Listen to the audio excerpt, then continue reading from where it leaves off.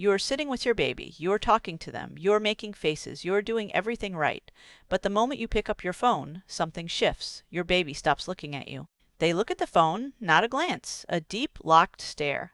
Like the phone just became the most important thing in the room. You laugh it off. You think it is cute. But what if I told you that this moment is not cute at all?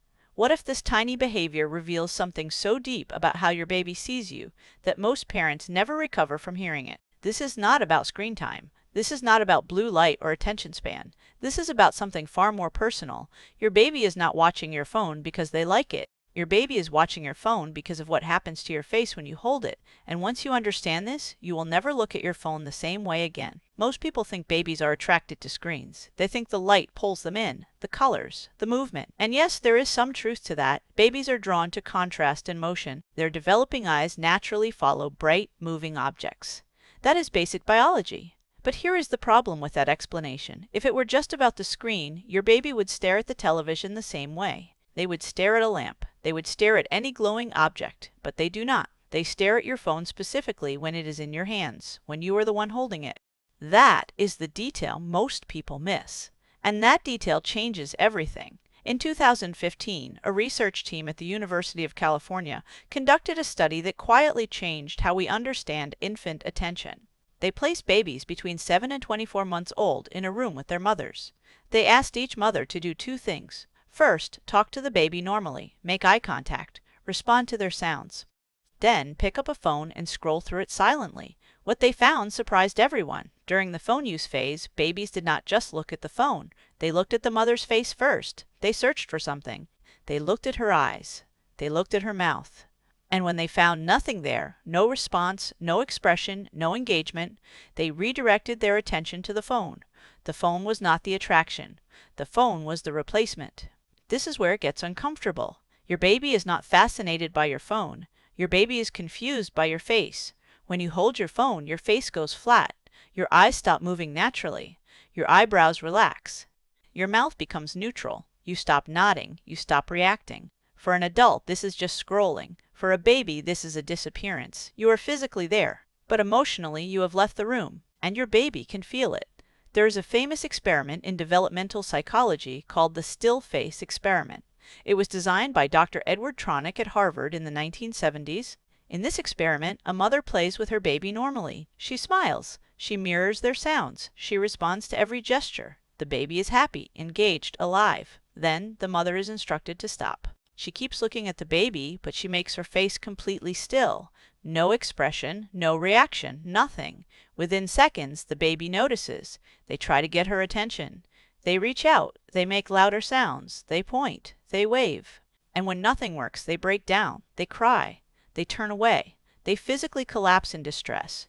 It is one of the most powerful demonstrations in all of psychology. It shows that babies do not just need your presence. They need your emotional presence. Your face is their whole world. And when that world goes blank, they panic. But here is where it gets even stranger. When you pick up your phone, you are not doing the still face experiment on purpose, but you are doing a version of it every single time. Researchers now call this the still face phone effect. Your face does not go completely blank when you use your phone, but it goes blank enough. Your micro-expressions disappear. The tiny movements around your eyes that signal attention, the slight lifts of your eyebrows that show surprise, the soft changes in your mouth that communicate safety, all of it fades.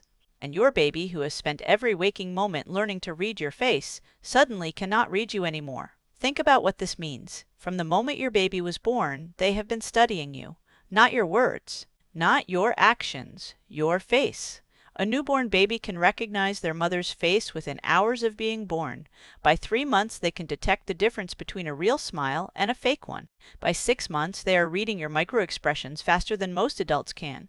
Your face is not just something they look at. It is their primary source of information about the world. Is this room safe? Is this person trustworthy? Am I loved? Every answer comes from your face. So when your face suddenly becomes unreadable, it is not a small thing. For your baby, it is like the signal dropped, the channel went dead. The one source of truth they depend on just went silent. Now here is the part that nobody talks about. Your baby does not just notice when your face goes blank. They adapt to it. A study from the University of Toronto found that babies who were regularly exposed to parental phone use developed a different attention pattern. They became less likely to look at their parents' face during normal interaction. They started defaulting to objects instead, not because they preferred objects, but because they had learned unconsciously that their parents' face was not always a reliable source of connection. They adjusted, they compensated, they found other things to focus on. And this is not resilience. This is a baby learning, at the deepest level, that emotional connection is not guaranteed. You are not just observing this, you are part of it. Every time you pick up your phone around your baby, a tiny negotiation happens. Your baby looks at your face. They search for connection. If they find it, they feel safe. If they do not, they redirect. And over time, that redirection becomes a pattern, not a conscious choice, a wired-in response. The baby does not decide to stop looking at you. Their brain simply learns where to look and where not to look. It is efficient. It is adaptive, and it is heartbreaking. But there's another layer to this that makes it even more profound. Researchers at Princeton University discovered something remarkable about what happens when a parent and baby make eye contact. Their brain waves synchronize, literally. The neural activity in the parent's prefrontal cortex begins to match the neural activity in the baby's brain. They call this neural coupling, and it does not happen through words or touch. It happens through eye contact and facial expressions. When you look at your baby and they look back at you, your brains are literally communicating, firing in rhythm, building a connection that shapes how that baby will bond, trust, and love for the rest of their life. Now think about what happens when a phone interrupts that. The coupling breaks, the rhythm stops, and the baby is left reaching for a signal that is no longer there. This does not mean you are a bad parent. This does not mean you should never use your phone. That is not the point. The point is awareness. The point is understanding that your baby is not staring at your phone because they want screen time. They are staring at it because they are trying to understand why you left, why your face changed, why the connection dropped. They are not attracted to the device. They are mourning the disconnection, and the fact that they cannot put this into words makes it even more important that you understand it for them. Here is what the science tells us. The window for building secure emotional attachment in a baby is remarkably small. The first 1,000 days of a child's life shape the architecture of their emotional brain. Every moment of eye contact, every responsive smile, every time you mirror their expression, you are literally building the neural pathways that will define how they experience love, safety, and trust for decades to come. Your phone is not the enemy, but the moments it steals might be more valuable than you realize. So the next time you are sitting with your baby and you feel the pull of your phone, look at them first. Really look. Watch their eyes search your face. Watch them light up when you smile. That is not just a cute moment. That is a brain being built. That is a bond being wired. That is a human being learning for the first time that they matter. And no notification is worth more than that. If this changed how you see your baby, you need to hear what happens when a baby looks into a mirror for the first time. It is not what you think. I will see you in the next one.